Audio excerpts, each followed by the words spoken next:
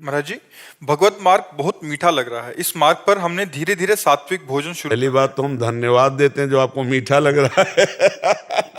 लेकिन भगवत मार्ग सबको कड़ुआ लगता है। प्रारंभ यत तज्ञ विस्मयु परिणामे अमृतोपमम, ये थोड़ा प्रारंभ में विषवत मार्ग लगता है और विषयों का प्रारंभ में अमृतवत लगता है, तो परिणामे विस्मयु। पहली बात तो धन्यवाद कि आपको ये मीठा लगने लगा, ये बहुत बढ़िया बात है जी।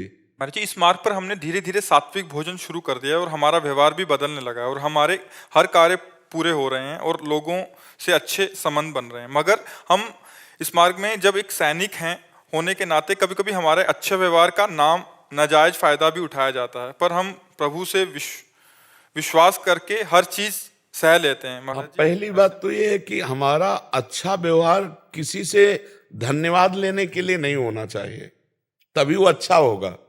हमारा अच्छा व्यवहार भगवान की प्रसन्नता के लिए होना। हमने आपसे अच्छा व्यवहार किया, अब ये हमारा कर्म भगवान को समर्पित है। आप हमको गाली दो, लेकिन कल फिर मिलोगे, हम आपसे अच्छा व्यवहार करेंगे। समझ रहे हो? और अगर हम बदले में धन्यवाद लेना चाहते हैं, बदले में कुछ कृतज्ञता लेना चाहते हैं, फिर वो अच्छा व्यवहार नहीं होगा, वो स्वार्थ का व्यवहार हो जाएगा। अच्छा वही है जो भगवत प्राप्ति करावे, अच्छा वही है जो असंगता बढ़ावे, अच्छा वही है जो सहनशीलता और तितिक्षा बढ़ावे। ऐसे तो आप कमजोर हो जाएंगे। नहीं कि सामने वाले के साथ आपने अच्छा व्यवहार किया, वो आपके साथ गलत व्यवहार करेगा तो आप जलने लगोगे, दुख पैदा हो जाएगा हृदय। नहीं, नेकी कर दरिया में डाल, उसके व्यवहार से कोई मतलब। मैं अपने कर्तव्य का पालन कर रहा हूं, तेरे कर्तव्य की जिम्मेवारी मेरे ऊपर नहीं। नहीं, मैं अपने कर्तव्य का आपके साथ ठीक व्यवहार कर रहा हूं और आप इसके बदले में हमें गाली दें या अपमान करें या सम्मान करें, उससे मुझे कोई लेना देना नहीं। मुझे अपने कर्तव्य का पालन, तो फिर आप बहादुर सैनिक भी हो और बहादुर साधक भी हो जाओगे। ठीक है ना जी। विष्णु प्रपन्नाचार्य जी, नेपाल से। महाराज जी, राधे राधे। महाराज जी, मुझे 3 चीजों से अलग होना है: शिष्येषणा, वित्तेषणा और लोकेषणा। महाराज जी, इसके लिए यही तो साधु के मार्ग में बाधा है, कंचन कामिनी कीर्ति। तो आज के सत्संग में हम कह रहे थे कि ये कोई छोटी मोटी चीज नहीं है। अक्रूर जैसे महात्मा जब समंतक मणि हाथ लगी तो दूर हो गए द्वारिकाधीश से और काशी जाकर यज्ञ करने लगे, छुपा लिया समंतक। नीलमणि भगवान से बढ़कर समंतक मणि लगी। समझ में आ रहा है? महाप्रभु चैतन्य देव जी के चरित्र में पढ़ा कि एक कृष्णदास के नाम के महात्मा महाप्रभु के साथ थे और वो वाम मार्गियों को देखकर जो गलत आचरण में थे उनका संग कर लिया। कामिनी का आकर्षण, कामनी का आकर्षण कोई छोटा मोटा आकर्षण नहीं है, बहुत बड़ी सामर्थ्य है। नारी नयन सर जाहि न लागा। पर चक्की चलती है ना, हर दाना पिसता है, पर जो कील के नजदीक पहुंच गया वो नहीं पिसता। चलती चक्की देख के दिया कबीरा रोए, 2 पाटन के बीच में साबित बचा न कोई। तो चलती चक्की देख के दिया कमाल ठठाए, राह सहारे कील के तो बाल न बाका जाए। सीम की चाप सके को तासु, बड़ रखवार रमापति जासु। तुमसे सच्ची कहते हैं, जवानी व्यतीत हुई है, अब 13 में निकले थे, 14, 15, 16, 17, 18, 19, 20, अब मान लो 55 की आयु लगभग। तो इतना जो बीच की यात्रा, जीवन में कभी किसी माई को ऐसे नहीं देखा। अब सेवा दी है तो सत्संग प्रश्न उत्तर वो चर्चा अलग है, और रुपया गंगा किनारे रुपया मिलेगा, भोजन तो मिलता नहीं। किनारे ही रहना, किसी गांव में नहीं जाना, भिक्षा नहीं मांगना, आकाश वृत्ति से जो हमें गंगा किनारे मिलेगा वो गुरु प्रसाद से। ऐसा अब जो जीवन है, अब वो भगवान के आश्रित जीवन पूर्ण रूप से है। अब महलों में रखो चाहे झोपड़ी में बांध दो, अपना अस्तित्व ही नहीं रह गया है। अब वो जैसे चाहे वैसे।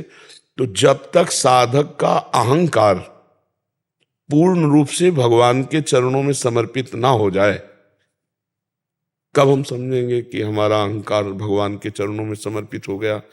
जब हमें दूसरों में सद्गुण दिखाई दे, अपने में नीचता, तब अहंकार गलित हो रहा है।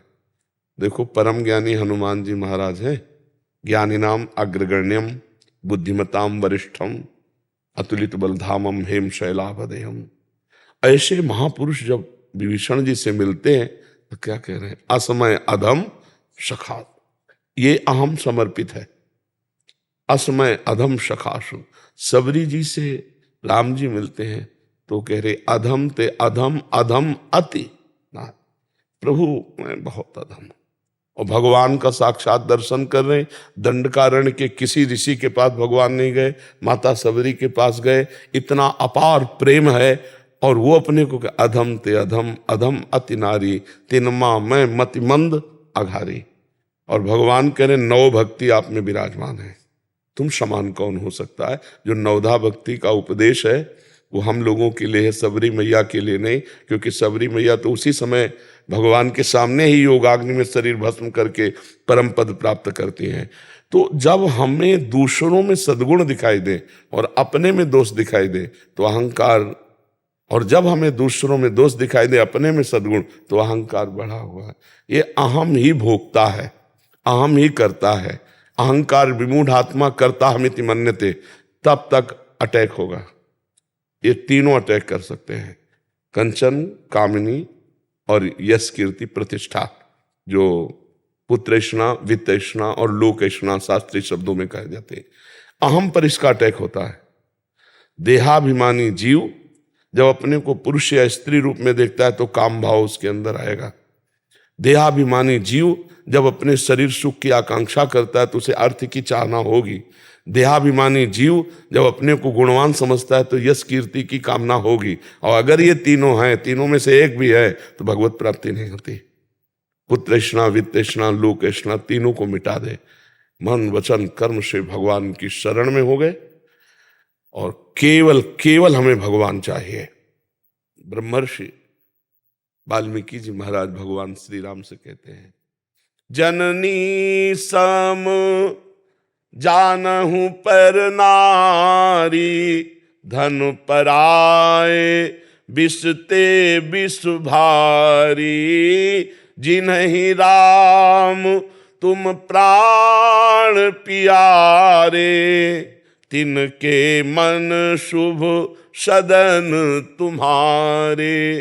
तुम्हि छाड़ी गति दूसरी नाही, बसहु राम तिनके मन माही। काम क्रोध मद मान न मोहा, लोभ न क्षोभ राग नहीं द्रोहा। जिनके कपट दंभ नहीं माया, तिनके हृदय बसहु रघुराया। सरल भाव से भगवान की शरण में होकर नाम जप करो। जबान का स्वाद छोड़ दो तो जनेंद्री की मांग खत्म हो जाएगी। जब जबान का स्वाद छोड़ दिया तो कंचन की मांग खत्म हो जाएगी। क्योंकि रुपया प्रिय नहीं है, रुपया से भोग सामग्री मिलती है, ये प्रियता रुपया की है। और अपना तन मन प्राण प्रभु को समर्पित है। अब यश कीर्ति प्रभु की है। अगर कोई हमें प्रणाम करता है तो मेरे भगवान को प्रणाम करता है, क्योंकि हम भगवान के बिके हुए दास हैं, इस भाव से प्रणाम करता है। कोई इस मलमूत्र के भांड शरीर को प्रणाम नहीं करता, सबके शरीर यही हैं। पर एक बात को प्रणाम करता है कि मैं जिस कसौटी पे चलना चाहता उस कसौटी से विमुख हो गया और तुम पास हो गए। तुमने सर्वस्व छोड़कर भगवान को रिझाया, इसलिए हम प्रणाम। तो भगवान को प्रणाम होता है, वो गुरु को प्रणाम होता है। सम्मानम कल्याति घोर गर्लम नीचापमानम सुधा, श्री राधा मुरली धरो भज सके वृंदावन मात्यज। सम्मान को विष के समान देखे, अपमान को अमृत के समान देखे और श्री राधा माधव का निरंतर स्मरण करे तो भगवान के प्रताप से कंचन, कामिनी, कीर्ति तीनों पर विजय प्राप्ति की जा सकती है। अन्यथा एक छोटा सा सड़ा सा विषय भी परास्त कर सकता है। एक व्यसन नहीं छूटता। हमने देखा कि छोटे छोटे व्यसन अपना अधिकार कर लेते, फिर त्रिभुवन के भोग, ब्रह्मादिक के भोग सब विषम लागत ताई, नारायण ब्रजचंद की लगन लगी है जाए। जो भगवान से प्यार करता है उसे कोई परास्त नहीं कर सकता। लेकिन अगर हम भगवान को अपना नहीं माने तो फिर पाखंड विजय नहीं प्राप्त कर सकता माया पर, दंभी विजय नहीं प्राप्त कर सकता माया पर। और छोटा सा भाव केवल उठा है और भगवान के सहारे चल दिए तो आज तक हम कहते हैं हमारे साथ कोई रक्षा करने वाला नहीं था। पर जहाँ कहीं कुछ ऐसे फंसाव की बात आई भगवान ने निकाल दी। बाद में मुझे पता चला कि हाँ मैं फंस सकता था, भगवान ने ऐसे बचाने। सीम के चाप सके को तासु, बड़ रखवार रमापति जासु। वही बचाते हैं, वही जीवन भर अपने जन की रक्षा करते हैं। अपनी बुद्धि तो कहीं भी फंस सकती है, लेकिन भगवान, हाँ भगवान करो सदा तिनके रखवारी, जिमि बालक राखे महतारी। जैसे बालक की रक्षा माँ करती है, वैसे भगवान अपने भक्तों की रक्षा करते हैं। तो भगवान का भरोसा और लक्ष्य दृढ़, और ये कि मर जा सकता हूं लेकिन मैं गलत आचरण नहीं कर सकता, जीत जाओगे। बस ये प्रण हो जाए कि कुछ भी हो जाए, मर सकता हूं लेकिन मैं अपने धर्म के विरुद्ध आचरण नहीं कर सकता, जीत गया। फिसल गया तो इतने नीचे गिरेगा कि उठने लायक नहीं रहेगा। ये माया है, एक बार दबा लिया तो उठने नहीं दिया, फिर वो बैलेंस बना के चलता है, भोगों को भोगता है, थोड़ा भजन कर लेता है, बस वो आग नहीं होती। वो विरह भगवान के लिए जो होना चाहिए वो नहीं होता। फिर वो धीरे धीरे रोग लग जाता है भक्ति को, पाखंड का, दम्भ का। वो फिर बस ऐसे ही अर्थ प्राप्ति करना, खाना पीना, मौज मस्ती खूब, ऐसे नहीं खान पान ते भावे है, नहीं कोमल वसन सुहावे, सब विषय लगे ते खारा है, हरि आशिक का मग्नारा है। जैसे चाहो वैसे रखो, पर बस आप मुझे मिलो, आप चाहिए। बड़ा कष्ट में जीवन व्यतीत करते करते तब कहीं जाकर शरीर राग छूटता है। अगर शुरू से ही शरीर का पोषण होता रहा तो शरीर राग नहीं छूटता है। बहुत बहुत भगवान की कृपा है। जो भगवान के मार्ग में चाहे गृहस्थ हो चाहे विरक्त, जो माया से समय को खींचकर भगवान के सुमिरन में लगाते हैं, वो अत्यंत कृपा पात्र हैं। नहीं तो भगवती माया का ऐसा प्रभाव है, इस संसार को सत्य मानकर, भोगों को सत्य मानकर, पद प्रतिष्ठा को सत्य मानकर हम भगवान को भूल जाते हैं। न शरीर रहेगा, न पद रहेगा, न रुपया रहेगा, लाखों बार पढ़ाई पढ़ी है, न पढ़ाई रहेगी। अगर एक बार राम कहा है तो त्रिकाल में कभी नष्ट नहीं होगा। एक बार कृष्ण कहा, एक बार हरि कहा, वो आपको उन्नति देगा। वो आपको कहीं ना कहीं भक्तों का सानिध्य दिला करके भगवत भक्ति का प्रादुर्भाव करेगा। इसलिए वो बड़े धन्यवाद के पात्र हैं जो भगवान के मार्ग में अंदर से चलते हैं। ये यात्रा अंदर की है, बाहर से तो जो भी आरती पूजा ये तो सब क्रियाएं हैं, अंदर की बात, ये बात अंदर की है। यात्रा ये अंतर के, अध्यात्म कहते हैं ना इसे, ये अंतर यात्रा है। अंतर में घुस जाओ। अभी तो सब बाहर खेल खेल रहे हैं, खिलौनों में। संगम त्यजेत मिथुन वृत्तिनाम मुमुक्षु, सर्वात्मना न विसृजेत बहिरिंद्रियाणि, एकश्चरन राश्चित्त मनंते से युंजीत तद वृत्तिषु साधुश्चेत प्रसंगा। सौभरी जी का श्लोक है। मछली को देखकर मैथुन करते हुए लगा इसमें सुख है, तो मानधाता की 50 पुत्रियों से ब्याह किया था राजा चक्रवर्ती सम्राट मानधाता। फिर जब भोगों में कोई सुख तो है नहीं, तब उनका धिक्कार है। क्या चूक हुई कि कहाँ मैं अकेला भजन कर रहा था और कहाँ 50 के 500 बढ़ गए संतानों पुत्रियां। तब उन्होंने कहा जो मुमुक्षु मतलब मोक्ष प्राप्त करना चाहता है, संगम त्यजेत मिथुन व्रतिनाम मुमुक्षु, संग का त्याग कर दे। कौन से संग? जिनके संग कुमति मति उपजय, करत भजन में भंग, जाके प्रिय न राम वैदेही, तजिए ताहि कोटि वैरीसम जद्यप परम स्नेही। और नेत्रों से कोई गलत आचरण अगर कहीं भी किसी पशु पक्षी में भी दिखाई दे रहा है, एक बार दृष्टि गई दोबारा दृष्टि न जाए। खतरनाक चीज मोबाइल साधु साधक के लिए तो बहुत खतरनाक है, क्योंकि जब मन चंचल हुआ, सर्च किया, पढ़े लिखे लोग हैं, जीवन की हानि हो जाएगी, जीवन की हानि। वो गलत देखा तो फिर साधुता का फिर नाटक ढोंग होगा, साधुता नहीं हो सकती। और बड़े बड़े मोबाइल सबके पास होते हैं, बहुत बचने की जरूरत है। मोबाइल में दोनों चीजें, जड़ चेतन गुण दोष में विश्व कीन करता, तो उसमें भी गुण है। गुण है, संतों का सत्संग सुन सकते हो, आवश्यक फोन कर सकते हो, आवश्यक कार्य कर सकते हो। लेकिन दोष है कि गलत से गलत जो हम छोड़ने के लिए भगवत मार्ग में आए वो सब आप देख सकते हो। और वो देखा तो फिर जो हम देखते हैं, जो सुनते हैं, जो बोलते हैं, उसी का मनन होता है। और जो मनन होता है वही क्रियाएं होती, रोक नहीं सकते, वही क्रियाएं होंगी। इसलिए देखना सुनना बोलना पवित्र किया जाए, भगवान के आश्रित हुआ जाए। और भोजन जिसका सरस उसका भजन नीरस, और जिसका भोजन नीरस उसका भजन सरस। ये जीवन भर की बात, अनुभव की बात कह रहा हूं।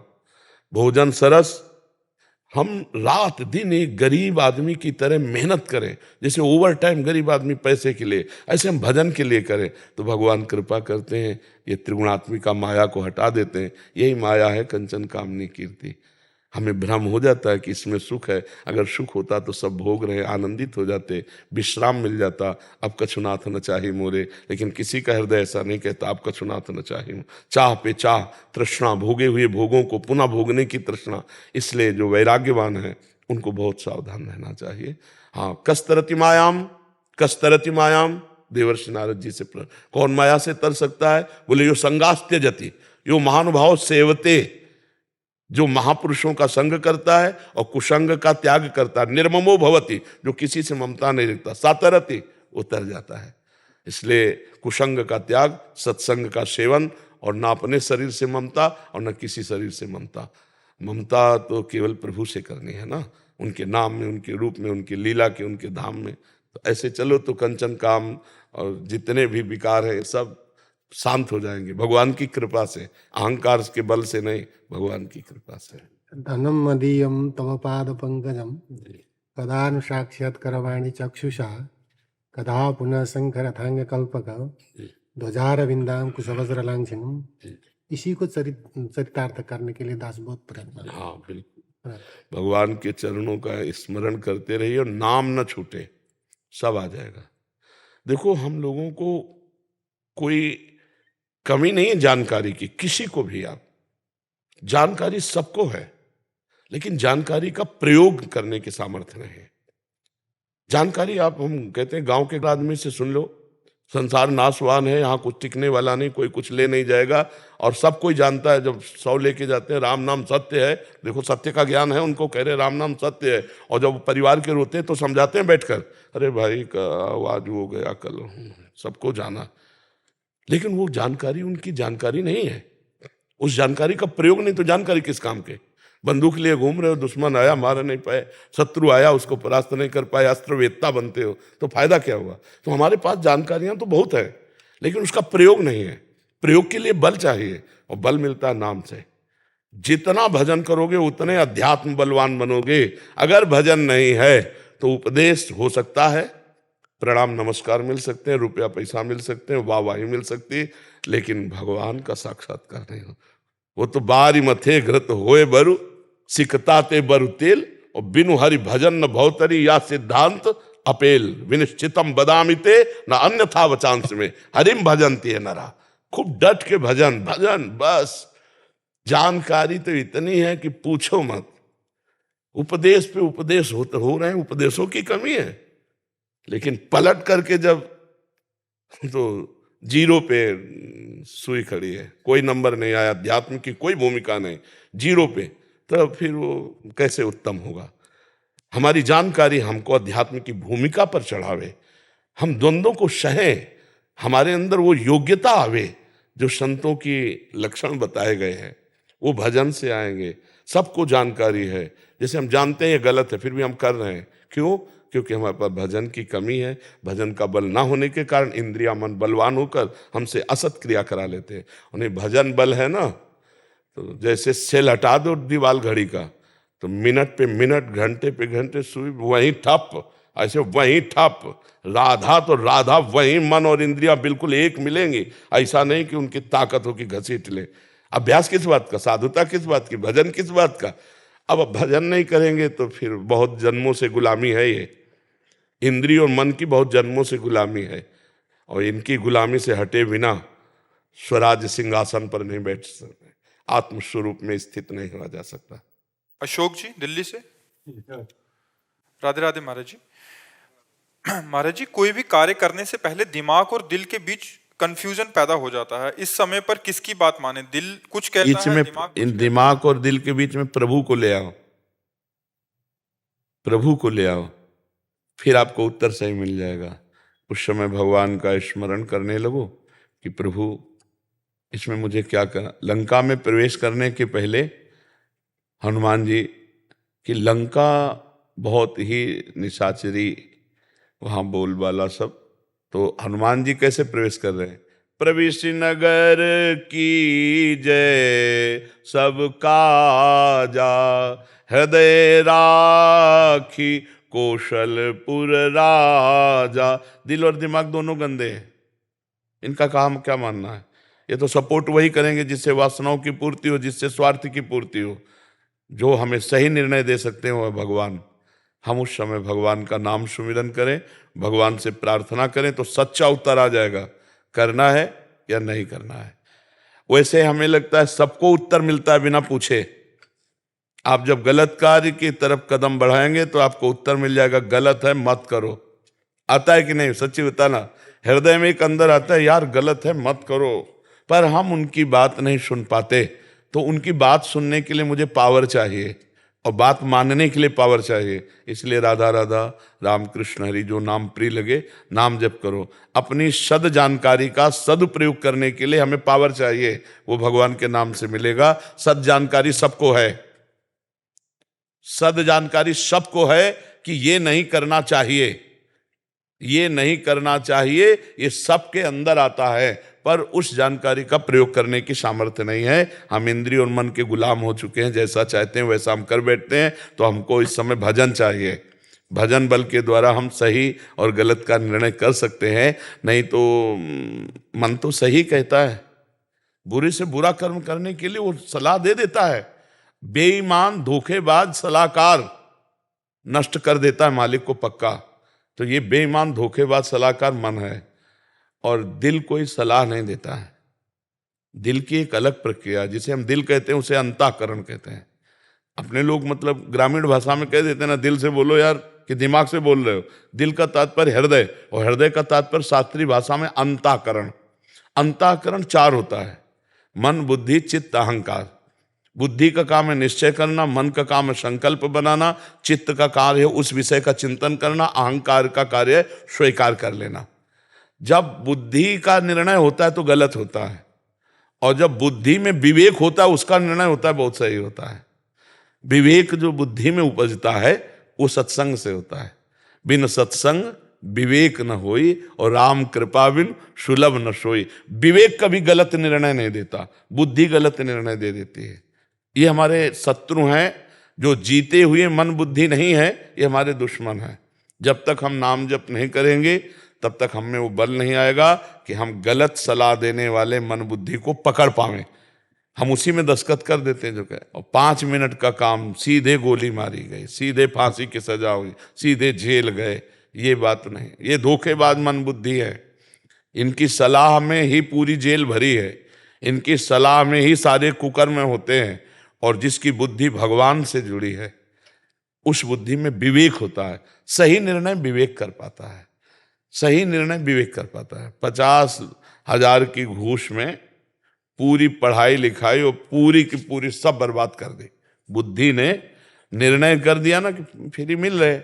अब कितना पढ़ा होगा, कितना वो अपने परिवार के लिए आशा रखता होगा, परिवार कितनी आशा रखते, चंद रुपए में वो सब खत्म हो। बुद्धि का निर्णय।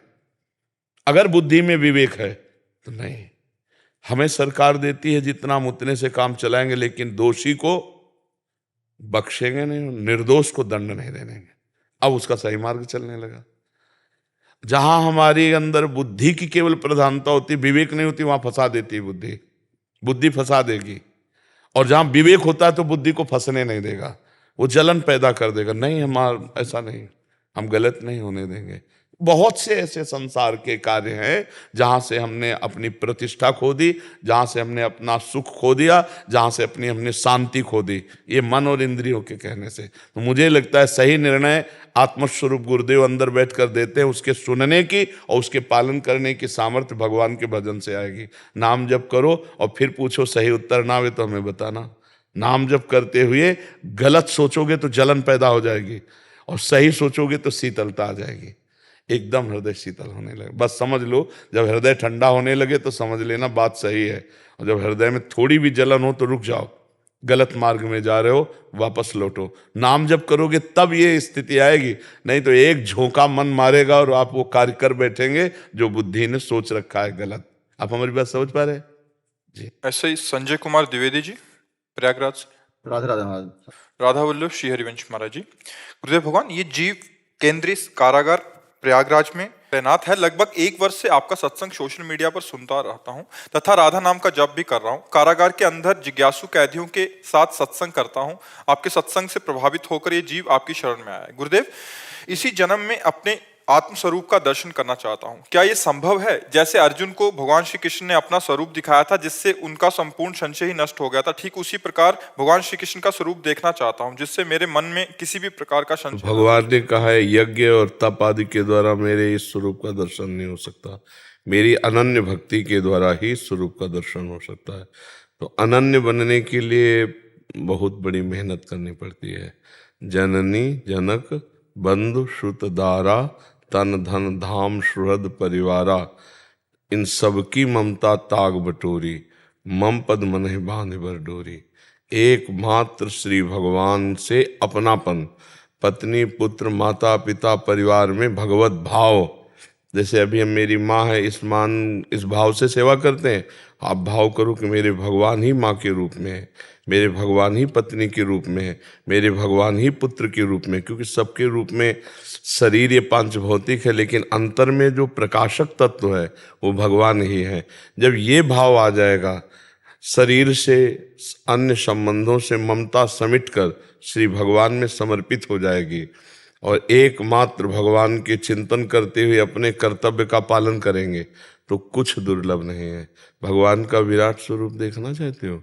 ये है, ये जो आप चराचर जगत देख रहे हो ना, ये भगवान के एक अंश में विराजमान। गीता जी में भगवान कह रहे, यो माम पश्यति सर्वत्र सर्वम च मयि पश्यति तस्याहम न प्रणश्यामि सच में न प्रणश्यति।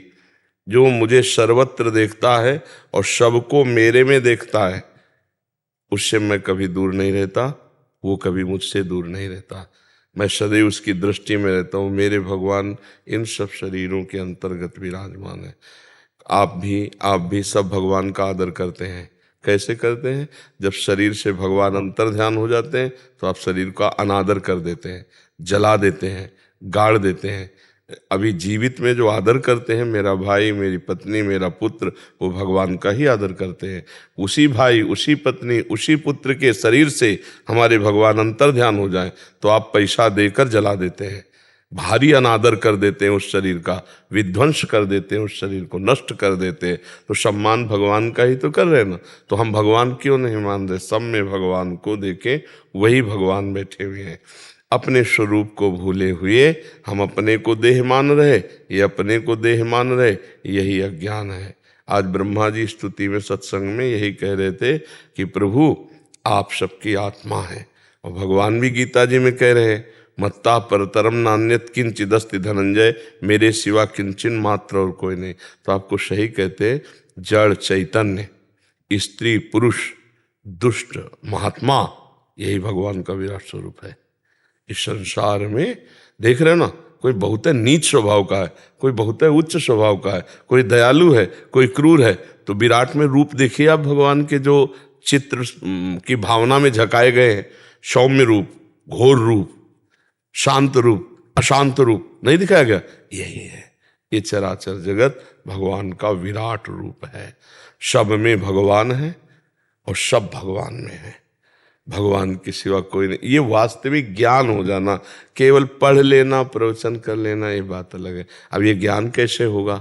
जब हम निरंतर नाम जप करेंगे। जैसे आप कह रहे हैं 1 साल से सत्संग सुन रहे हैं और नाम जप कर रहे हैं। 97 से सन 97-98 में जी। एक संत भगवान वो सत्संग करते थे। जी। तो 96-97 से जी तो मतलब हम कई जगह से जाना आना शुरू किए जी। और जगह तमाम जो है सत्संग में, जी। तब से हम आते जाते हैं। और हम कुछ जैसे कि ये 5 बातें जीवन में उतार लो, सब ठीक हो जाएगा। पहला, स्वाध्याय। ये जैसे पंच सकारण चूर्ण होता है ना, तो उधर बिगड़ जाए तो ठीक कर देता है। ऐसे ये 5 सकार साधन है। पहला, स्वाध्याय। जो शास्त्र आपको प्रिय लगे, रामचरितमानस, श्रीमद् भगवद गीता, श्रीमद् भागवत, जो भी पुराण, जो भी शास्त्र, उसको अपना जीवन बना लो कि हमको दिन में एक बार आधा घंटा, 1 घंटा जो समय खुद स्वाध्याय करना है। स्वाध्याय, फिर सत्संग, किसी ऐसे संत का सत्संग जिनसे हमारी भावना जुड़ गई है, जिनकी बात पर हमें विश्वास होने लगा है, तो सत्संग, स्वाध्याय, सत्संग और सुमिरन, जो आप बताए राधा नाम जैसे सुमिरन कर रहे हैं, और फिर सेवा कैदियों की, हम भगवान की सेवा कैदियों में करने की बात कह रहे हैं। कैदियों की सेवा, उस पर शासन करना है पर सेवा भावना करने की, भगवान ही इन सब रूपों में आए हैं। तो सेवा, आप अपने पद और अधिकार के अनुसार सेवा कीजिए। आप अपने जो श्रेष्ठ जन हैं उन पे दोष दर्शन न करके आप अपने पद और अधिकार के अनुसार जितनी आपके हाथ की पहुंच है उतनी तक सेवा कीजिए, भगवान उतने में संतुष्ट हो जाएंगे। और सबसे बड़ी सेवा होती है जीव को दुर्गुण दुराचार से हटाकर सद्गुण सदाचार में लगाना। जब हम किसी से मिले तो उससे ऐसी वार्ता करें कि उसकी दुर्बुद्धि सद्बुद्धि में परिवर्तित हो जाए। ये सबसे बड़ी, इसमें किसी का हस्तक्षेप नहीं होगा। इसमें होगा किसी का हस्तक्षेप? मुझे लगता है इसमें किसी का नहीं। और ये सबसे बड़ी सेवा, कुपथ निवारी सुपंथ चलावा, क्योंकि वो सब कानून के विरुद्ध आचरण करने वाले वहां गए हैं, तो उनको हम इतना प्यार दें, उनको ऐसी सद्बुद्धि की बातें कहें जिससे वो जब छूटे तो एक अच्छे इंसान बनकर हमारे समाज में वो जीवन व्यतीत कर सके। यदि वो जेल में ही हैं तो एक बहुत प्रसन्न चित्त होकर अपना जीवन व्यतीत कर सके, क्योंकि आप सत्संगी हो। तो हमारी 5 बातें, आखिरी वाली को कहते हैं समाधि। तो समाधि तक तो योग की पहुंच होती है। तो अपने उसे इस भाव में लेते हैं कि हम 24 घंटे में 1-2 घंटे ऐसे निकालते हैं जिनमें किसी से संभाषण नहीं करेंगे और कोई बात सोचेंगे नहीं। सरल भाषा में समाधि बता रहे हैं, कोई बात सोचेंगे नहीं, बस राधा नाम का चिंतन करेंगे। इसका अभ्यास 15 मिनट, 20 मिनट, 30 मिनट, 1 घंटा, आधा घंटा, तो 5 ये जीवन में अगर आपकी दिनचर्या में हो जाए, स्वाध्याय, सत्संग, सुमिरन, सेवा और समाधि, तो जो चाहोगे प्राप्त हो जाएगा। इन 5 से अपने जीवन को भरपूर कर लीजिए। सच्ची मानिए सब में प्रभु बैठे हैं, सच्ची मानिए सब में प्रभु बैठे हैं। गुरुदेव, अगर कोई अपने आप को कहे कि वो भगवत प्राप्ति इंसान है और जैसे हम उनसे बात करते हैं तो काफी अच्छा लगता है, लेकिन जब घर जाते हैं तो बहुत ही उदासी सी छा जाती है, डिप्रेशन की घबराहट। पहली बात तो कोई भी भगवत प्राप्त अपने को ये नहीं कह सकता कि मैं भगवत प्राप्त हूं। पहली बात यह है कि वो भगवत प्राप्त नहीं है। तुम जेब में रुपया डाले हो, बोल सकती हो सभा में, हिम्मत नहीं है। क्यों? लुट जाओगी, लुट जाओगी। आप अगर थोड़ी भी रकम डाले हो तो सत्संग जरूर सुनोगे, लेकिन रकम में याद रहेगी नहीं। यहां भगवत प्राप्त कैसे बोले हैं? सामने राम जी बैठे हैं, सबरी क्या कह रहे? अधम ते अधम अधम अति नारी, 3 माह में मति मंद अघारी। हनुमान जी भगवत प्राप्त क्या बोल रहे? असमय अधम सखा सुनु, मोहू पर रघुवीर। अहंकारी भगवत प्राप्त होता है, मैं भगवत प्राप्त हुई, अहंकार है और उसको भगवत प्राप्ति है। किसी ने पूछा किसी भगवत प्राप्त महात्मा से, आपको भगवान मिल गए? सच्ची बता ना, आपको भगवान मिल गए? तो उनका हम एक दोहा सुना देते हैं, बस समझ लीजिए। जब मैं था तब हरि नहीं, अब हरि है मैं नाही, प्रेम गली अति साकरी, तामे दो न समाई। वो अनंत है इसलिए हां नहीं बोल सकते, वो अनंत है इसलिए हां नहीं बोल सकते, और उसके बिना हम जी नहीं सकते इसलिए हम ना नहीं बोल सकते। अब तुम्हारी समझ हो तो पकड़ लो, ना समझ हो तो ना पकड़ लो। जैसे आप बोली ना, ऐसे कई बोली। बिल्कुल नौटंकी नाटक में मत फंसना। भगवत प्राप्त में सबसे पहले लक्षण होते हैं काम क्रोध मद मान न मोहा, लोभ न क्षोभ राग नहीं द्रोहा।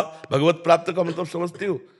श्री सुखदेव जी को भगवत प्राप्ति जब हुई तो अब ये प्रमाणित कैसे करें कि भगवत प्राप्ति हो रही? यही भगवत प्राप्ति, क्योंकि जो भगवत प्राप्त प्रमाण दे ना तब तो भगवत प्राप्ति हुई। अब वो जनक जी के पास श्री व्यास देव जी ने भेजा सुखदेव जी को, तो 7 दिन, ये देखो भगवत प्राप्ति की परीक्षा हो रही कि आपको भगवत प्राप्त है कि नहीं। 7 दिन दरवाजे पे खड़े रखा और रोज पूछते उनके आकृति में कोई परिवर्तन? पहली बार कहा जनक जी से मिलना, और 7 दिन 7 रात वैसे ही खड़े रहे, नंग धड़ंग, 16 वर्ष की अवस्था, ना कोई पूछताछ, ना पानी, ना भोजन, ना कुछ, पर रोष नहीं आया। फिर कहा महलों में ले जाओ और नई नई जवान सेविकाओं के द्वारा रात दिन सेवा करवाओ। रात दिन 9 युवतियां हंसी खेल, खवाना पियाना, पूछते भूले जैसे गेट के बाहर थे वैसे भी है। थाल सजाई आरती की और आए आरती के और कहा परमहंस शिरोमणि, आपको वो प्राप्त है जिसके प्राप्त होने के बाद कुछ प्राप्त करना बाकी नहीं रहता। ऐसा कोई अपने आप कहेगा मैं भगवत प्राप्त हूं, काहे को मजाक कर रहे? आज ड्रामा चल रहा, नौटंकी चल रही। भगवत प्राप्त से पूछो तो हाथ जोड़कर ये कहेगा हमारे जैसे अधमों पर भगवान की कृपा है, उनके नाम से जी रहे, भगवत प्राप्ति क्या, हम तो नीच है। सीधे भगवत प्राप्त महापुरुषों की यही वचन निकले, क्वा हम तुच्छा परम मधमा प्राण हो गर्ह कर्मा यत तन्नाम स्फुरत महिमा हरेश वृंदावन। हे जी, तो हम इससे कैसे क्योंकि हम काम करते हैं, वही हमारे पास हमेशा आते हैं, हमारा भजन पूरा बाधित हो जाता है, हम बहुत कोशिश करते उनमें भगवत भाव करो, उनकी बातें मत सुनो और नाम पर ध्यान दो। भगवान का नाम ध्यान में रखो और सब में भगवत भावना करो, ना किसी की निंदा करो, ना किसी का संग करो। बहुत संभाल कर अपने आप को रखो। भजन मार्ग में चरित्र पवित्र हो तभी भगवत प्राप्ति के योग्य हो। चरित्र भ्रष्ट ना आदमी न पुरुष स्त्री, कोई चरित्र भ्रष्ट भगवान को नहीं पा सकता। अबलक चरित्र भ्रष्ट रहा लेकिन अबलो नसानी अबना न सही हो तो प्राप्त कर लेगा, लेकिन चरित्र भ्रष्ट भगवान को नहीं प्राप्त कर सकता। बहुत सावधान रहना, कलयुग है। भक्ति का एक दिखावा करके बड़ा दम्भ पाखंड के नौटंकी नाटक चल रहे हैं। दूर से सत्संग सुनो, दूर से सत्संग सुना, उनकी बात पकड़ी, निकल गए, भजन किया चुपचाप अपने घर में बैठ के, फिर महीना 2 महीना में कभी सत्संग सुना, चुपचाप निकल गए। आजकल मोबाइल का जमाना, जो सत्संग पसंद आवे सुनो, एकांत में बैठकर भजन करो। जो नौकरी, जो पेशा, जो भी कर रहे हो, अपनी ड्यूटी ईमानदारी से करो, वही पूजा है। भगवान का स्मरण खास भजन है, भगवान की स्मृति ही। पूरी गीता सुनने के बाद अर्जुन जी को क्या मिला? नष्टो मोहा स्मृतिर्लब्धा तत्प्रसादान में अच्युता, भगवद स्मृति, स्वरूप स्मृति। स्मृति प्राप्त होना ही सबसे बड़ी बात है।